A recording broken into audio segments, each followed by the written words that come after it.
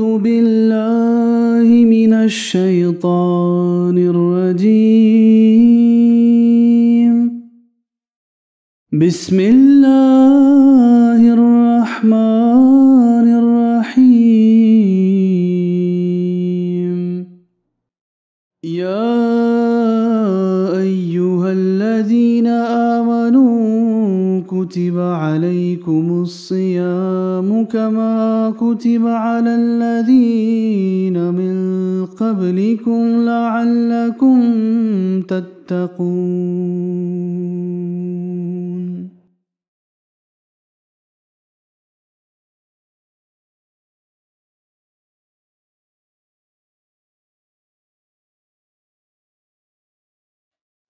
أعوذ بالله من الشيطان الرجيم بسم الله الرحمن الرحيم.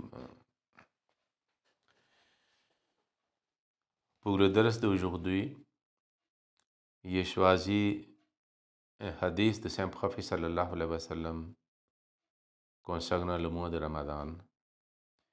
Et la partie que j'ai choisie était un de ses sermons qu'il avait fait devant ses compagnons avant le commencement du mois de Ramadan, dans lequel il avait présenté l'importance du mois de Ramadan, bénédiction du mois de Ramadan et la responsabilité des musulmans vis-à-vis de ce Ramadan pour avoir maximum de bénédictions et de récompenses de la part d'Allah.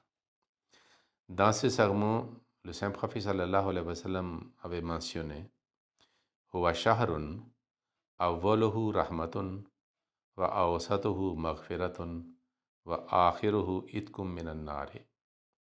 Que c'est un tel mois dont la première partie, ça veut dire le premier 10 jours, sont rahmatun, source de clémence et miséricorde. Wa awsatuhu maghfiratun. Et le 10 jours du milieu de Ramadan ou le deuxième 10 jours sont les sources de maghfiratun, ça veut dire pardon accordé de la part de Dieu. Wa akhiruhu, et le 10 jours dernier, troisième 10 jours, itkum minan nari, sont les moyens de délivrance du feu ou du châtiment de l'enfer. Alors, nous allons parler de ces, c'est-à-dire 3 ashara, comme on dit.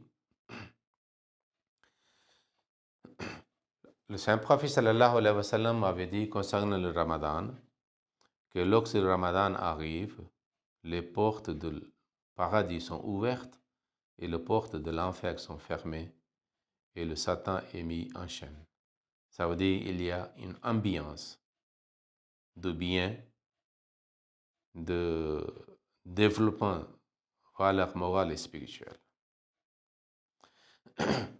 Et c'est pour cela que le Saint-Prophète sallallahu alayhi wa sallam avait dit, pour obtenir le maximum de bénédictions du mois de Ramadan, lorsqu'il s'abstient de manger et de boire, le même temps, il doit aussi abandonner des paroles vulgaires, la conversation malsaine, les disputes et les querelles, et jusqu'à que même si quelqu'un l'invite pour faire le querelle ou le dispute ou un bagarre quelconque, il doit dire que non, j'observe les jeunes, je ne peux pas le faire. Ainsi, il peut, c'est-à-dire en profitant de conditions de discipline de jeûne, renforcer ses liens avec Dieu et faire davantage de bien et s'abstenir davantage de maux. Maintenant, comme le premier 10 jours sont de rahmat, la miséricorde ou clémence, donc je vais parler tout d'abord de rahm ou rahmat. Il faut savoir que ce mot, rahm, la miséricorde, la clémence, ou l'attribut de Dieu rahim, qui est le miséricordieux, il est clément, est utilisé dans le Saint-Coran au moins 251 fois. Et l'attribut de Dieu Rahim est mentionné dans le Saint-Coran 95 fois. Cela montre combien il a mis accent sur la miséricorde et la clémence, ou la miséricorde Dieu est clément. Nous trouvons dans Surat Fatiha, il y a 4 attributs qui sont les attributs de Dieu, les attributs principaux. Et ce sont les Ummahat ou Sifat, comme le Messie premier a dit, les mères de tous les attributs de Dieu. Rab, Rahman, Rahim et Malik. Maintenant, Rahman et Rahim, c'est-à-dire, sont de racines Rahm, Ra, Ha, Mim. Mais la différence est que Rahman signifie qu'il nous accorde par sa grâce, sans notre demande et sans nos efforts. Et Rahim signifie qu'il nous accorde ses bienfaits par notre supplication, demande et nos efforts. Alors, un croyant doit essayer d'inculquer en lui les attributs de Dieu. Dieu a 2 sortes d'attributs. Il y a les attributs tanzihiyya, ça veut dire les attributs de Dieu qui sont exclusivement réservés à lui. Mais les autres sont tashbihiyya, que l'homme peut imiter, copier ces attributs et inculquer en lui pour s'approcher de lui. C'est pour cela le saint prophète sallallahu alayhi wa sallam dit takhallaku bi akhlaqillah. Inculquez en vous les attributs de Dieu. Sibghatallahi wa man ahsanu minallahi sibghatan. OK, adoptez. OK, et inculquez en vous. Prendre la couleur de Dieu. Parce que c'est la meilleure couleur. Ça veut dire, nous devons essayer de copier les attributs de Dieu.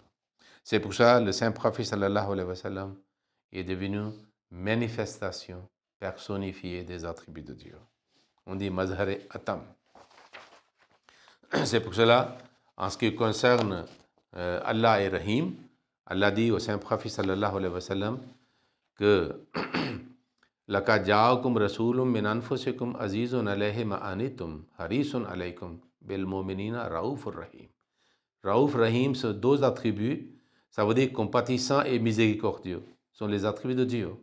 Mais le saint prophète sallallahu alayhi wa sallam a tellement inculqué en lui, il a copié, il a pris la couleur de ces attributs, qu'Allah l'a déclaré aussi comme Rahim. C'est pour ça qu'il a dit wa ma arsalnaka illa rahmatal alamin. Nous ne t'avons envoyé que comme une miséricorde pour tous les peuples. Comme Allah est Rahim, Rahmat pour le monde entier, le saint prophète aussi. Et puis, le saint prophète a inculqué la même chose chez ses compagnons, jusqu'à que nous trouvons dans Surat Al-Fatah, Muhammadur Rasulullah, walladina ma'ahu ashidda'u alal kuffari, ruhama'u bainahum. Que Muhammad est le messager d'Allah et ceux qui sont avec lui sont fermes devant les mécréants et tendres envers eux-mêmes.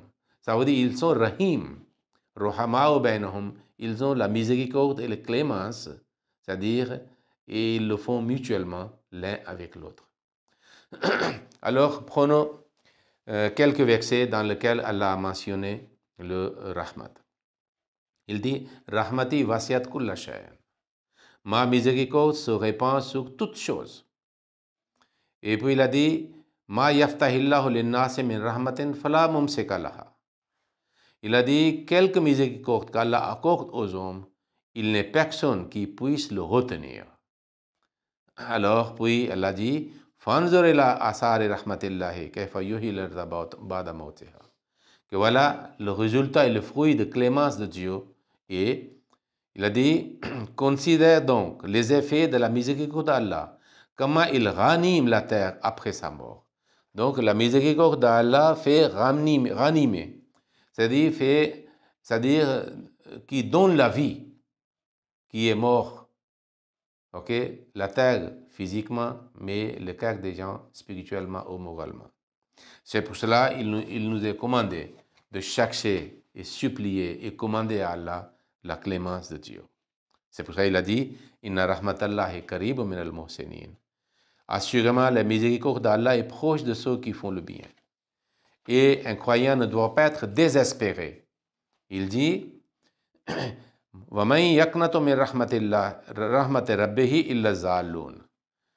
que qui désespère de la miséricorde de son Seigneur, sinon ceux qui s'égarent.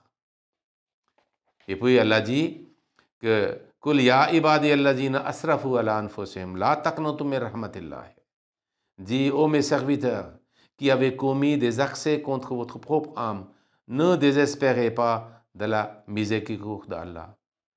Ok? Inna Allah yakfiru dhunuba jamiya, que Allah pardonne tous les péchés. Donc Allah donne un message d'espoir, ok, et de clémence. Donc c'est ouverte pour toujours. Et même dans le Saint-Coran, nous trouvons dans la sourate Bani Israël, وَنُنَزِّلُ مِنَ الْقُرْآنِ مَا هُوَ شِفَاءٌ وَرَحْمَةٌ لِلْمُؤْمِنِينَ.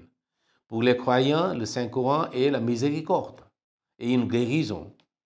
Alors Allah dit dans le Saint-Coran, dans plusieurs versets, et je citerai quelques-uns, dans lesquels, c'est-à-dire les fidèles croyants, c'est-à-dire et même les prophètes, demandent la clémence de Dieu. Par exemple, il y a une prière de Adam alayhi salam dans le Saint-Coran et son partenaire, car Rabbana zalamna anfusana wa illam taghfir lana wa tarhamna lanakunanna minal khasirin. Que si tu ne nous pardonnes pas et si tu ne nous fais pas miséricorde, nous serons assurément du nombre des perdants. Cette prière, nous pouvons le faire. Il y a une autre prière qui est c'est-à-dire Moïse alayhi salam avait fait pour les suivants qui se sont égarés momentanément. Il a dit La illam yarhamna rabbuna wa yaghfir lana lanakunanna minal khasirin. Si notre Seigneur ne nous fait pas miséricorde et ne nous pardonne pas, nous serons assurément parmi les perdants. Et chaque croyant peut faire la même chose. Et puis, nous sommes enseignés une autre prière. Rabbighfir warham wa anta khairur rahimin. Mon Seigneur, pardonne et sois miséricordieux, car tu es le meilleur de ceux qui font miséricorde. Et puis, le dernier verset de Surat Al-Baqarah, il y a énormément de prières dans lesquelles nous trouvons Wa'fu anna. Alors, notre Seigneur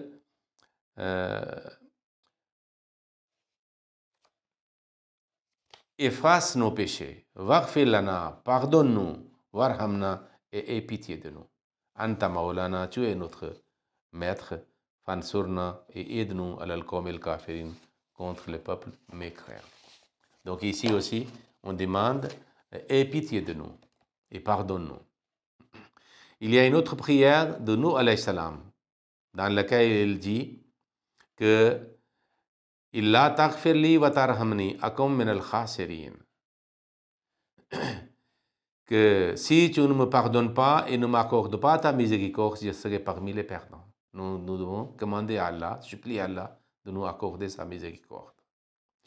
Même les peuples et un groupe choisi de Moïse alayhi salam, ils ont aussi le prié dans lequel ils ont demandé à Allah en disant Anta waliyuna faghfir lana warhamna wa anta khairul ghafirin. Ils ont dit que tu es notre protecteur. Pardonne-nous donc et aie pitié de nous. Donc il y a une autre prière aussi qu'Allah nous a accordée. Rabbana amanna faghfir lana warhamna, que nous avons accepté, nous avons cru. Alors pardonne nos péchés et fais-nous miséricorde. Donc même Ashabul Kahf, les gens de caverne, avaient demandé la prière que Atena min ladunka rahmatan, accorde-nous de ta part la miséricorde. Okay? Et les fidèles sont demandés de prier pour les parents aussi. Rabbirhamhuma kama rabbayani sagira. Oh Allah, aie pitié d'eux, tout comme ils m'ont élevé dans mon enfance. Et puis il y a une autre prière que Hablana min ladunka rahmatan, que les fidèles croyants doués de compréhension prient à Allah que accorde-nous ta miséricorde. Alors, donc, nous devons chercher dans notre langue maternelle, dans le sujoud et le ruku, la clémence et la miséricorde d'Allah, rahmat d'Allah. Alors maintenant, le deuxième des jours est wa awsatuhu maghfiratun, c'est la source de pardon de Allah. Allah dit dans le Saint-Coran, Istaghfirullah, demandez pardon à Allah. Inna Allah ghafurur rahim, Allah est très pardonnant et Allah est miséricordieux.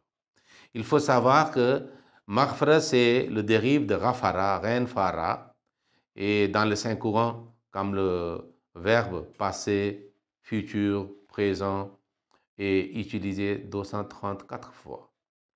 Et attribut de Dieu, Ghafir, c'est lui qui pardonne, Ghafour, pardonnant, et Ghaffar aussi, qui pardonne, est utilisé 98 fois. Et le mot istighfar, demander pardon, pour les gens aimés par Dieu, pour les croyants, pour les prophètes, utilisé 37 fois. Allah dit dans le Saint-Coran, concernant Dieu, comme son attribut, le pardonneur de péché, accepteur de repentir. Allah dit dans le Saint-Coran, Allah n'est pas tel qu'il les châtie pendant qu'ils cherchent le pardon. Donc lorsque l'homme continue à chercher pardon, Allah ne punit pas, il ne subit pas un châtiment quelconque. Même les prophètes avaient dit à leur peuple, Istaghfiru rabbakum. Plusieurs prophètes, selon le Saint-Coran, ont dit à leur peuple, demandez pardon à votre Seigneur. Alors même Allah dit au Saint-Prophète, lorsque les gens viennent pour faire le bayat, accepter l'islam, alors en cas de femme, il a dit, Vastaghfir lahunna. Pour les croyants et les croyantes, Allah avait dit au Saint-Prophète sallallahu alayhi wa sallam que le prophète demande pardon pour les croyants et pour les croyantes.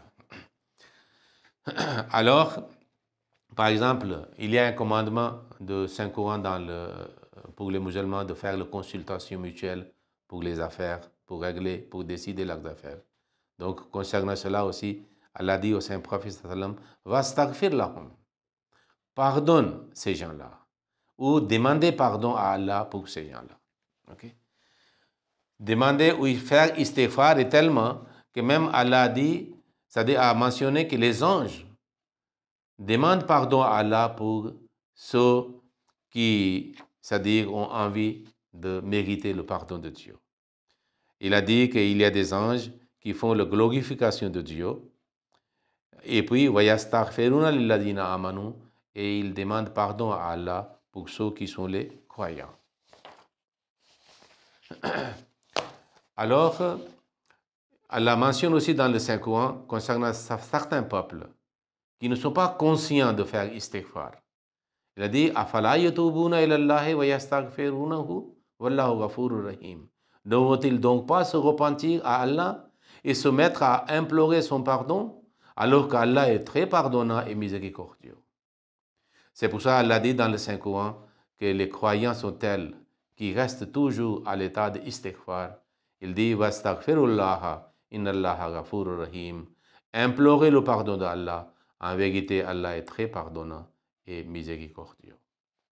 Le troisième 10 jours de Ramadan, le dernier Ashara, le dernier 10 jours, c'était concernant la source de Itkum minannare, délivrance du feu, ou le châtiment du feu. Nous savons très bien que nous trouvons dans le hadith que le Saint-Prophète sallallahu alayhi wa sallam, il était déjà, c'est-à-dire zikr, souvenir d'Allah. Mais dans le mois de Ramadan, il intensifiait ses actes d'adoration et des actes de charité. Mais ses épouses et compagnons ont réalisé que pendant les derniers 10 jours, c'est-à-dire il intensifiait hors de l'imagination humaine. C'est pour ça qu'il a dit, lorsqu'il entrait dans les 10 derniers jours, Shadda Mezarahu, c'est-à-dire il particulièrement a commencé à faire des efforts particuliers. Comme on dit, donc, attacher le ceinture, c'est-à-dire une préparation particulière pour les actes d'adoration de 10 derniers jours de Ramadan. En ce qui concerne la source, c'est la délivrance du feu ou du châtiment du feu. Alors, lorsque nous lisons le Saint-Coran, nous trouvons que le mot nar est utilisé 145 fois dans le Saint-Coran. Et le 112 fois, le châtiment du feu et les gens du feu, les habitants du feu et l'enfer est mentionné dans le Saint-Coran.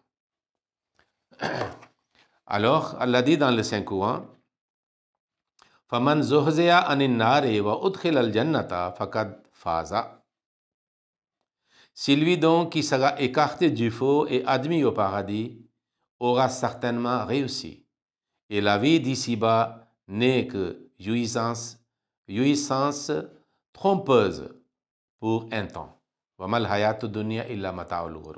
Donc l'homme doit toujours chercher la protection de Dieu contre le châtiment des faux de l'au-delà. Nous trouvons les prières concernant ce sujet dans Surat Baqarah. Rabbana atina fid dunya hasanatan wa fil akhirati hasanatan wa qina azaban nar. Notre Seigneur, accorde-nous une belle part de ce monde, ainsi qu'une belle part dans l'au-delà, et protège-nous contre le châtiment du faux. Il y a une autre prière, nous trouvons dans Surat Al-Furqan, concernant l'Ibadur Rahman, le serviteur de Dieu gracieux. Quels sont leurs traits caractéristiques? Un des traits caractéristiques est Allazina yakuluna, qu'ils sont ceux qui disent Rabbana srifanna adaba jahannama, inna adabaha kana gharama, innaha sa'at mustaqarran wa muqama. Ils disent, ô notre Seigneur, détourne de nous le châtiment de l'enfer, car ce châtiment est vraiment un tourment affreux. C'est vraiment mauvais comme lieu de repos, comme lieu de séjour. Concernant les gens pieux, justes, bien-aimés de Dieu, nous trouvons que comment ils supplient auprès d'Allah à propos de protection divine contre le châtiment du faux. Ils disent, Rabbana innana amanna, faghfir lana zunubana, wakena azaban nar. Il dit, notre Seigneur, nous croyons vraiment en toi. Pardonne-nous donc nos péchés et protège-nous du châtiment du feu. Il dit puis dans un autre verset que ces gens-là, les pieux, sont as-sabirina was-sadiqina wal-qanitina wal-munfiqina wal-mustaghfirina bil-ashar.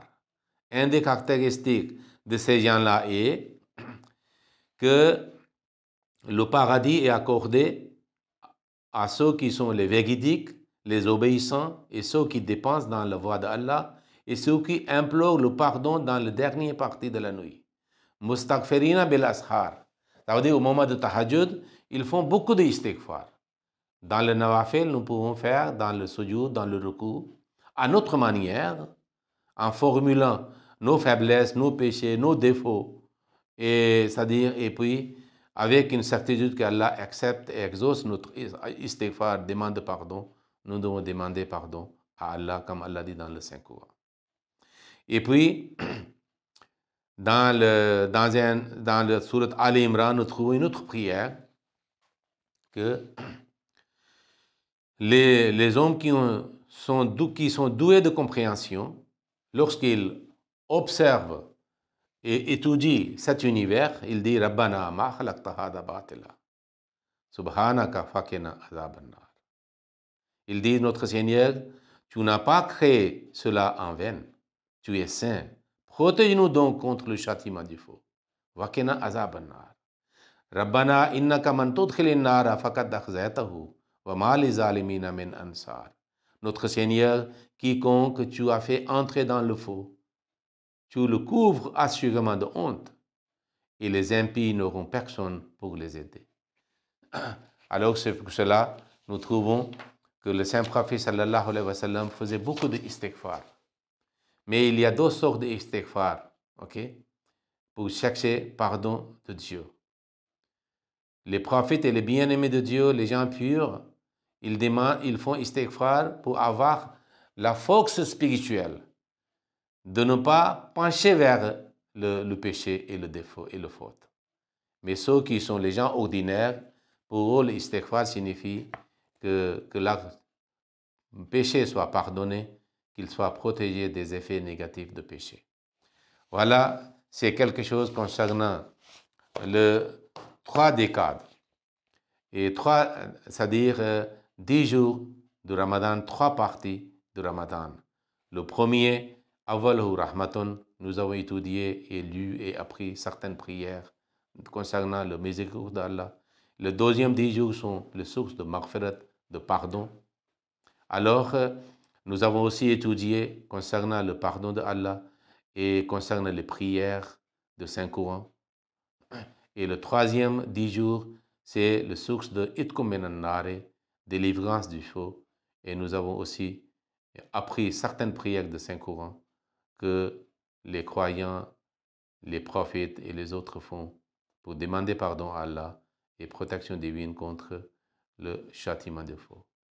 Donc nous devons profiter du mois de Ramadan, et dans le mois de Ramadan, en utilisant ces prières, si nous avons appris que ce sont des prières, même si nous ne savons pas le texte arabe, mais nous pouvons, dans notre langue maternelle, nous pouvons exprimer nos sentiments pour demander clémence de Dieu, le pardon de Dieu et la protection contre le châtiment du feu dans notre propre langue, dans le sujoud, dans le recours. Okay? Et en faisant, nous pouvons chercher les prières de Saint Prophète sallallahu alayhi wa sallam qui se trouvent dans le hadith, qu'il a demandé la protection de Dieu contre différents péchés, différents défauts, différentes maladies, et puis pour attirer la clémence et la miséricorde d'Allah. Ainsi, nous pouvons mieux observer le mois de Ramadan et nous pouvons créer un changement révolutionnaire dans notre vie quotidienne et nous pouvons être très proches de Dieu, sous la protection de Dieu, en attirant sa clémence et le pardon de notre péché. Qu'ainsi soit-il pour nous tous. Allahumma salli ala Muhammadin wa ala ali Muhammadin wa barik wa sallam innaka hamidun majid.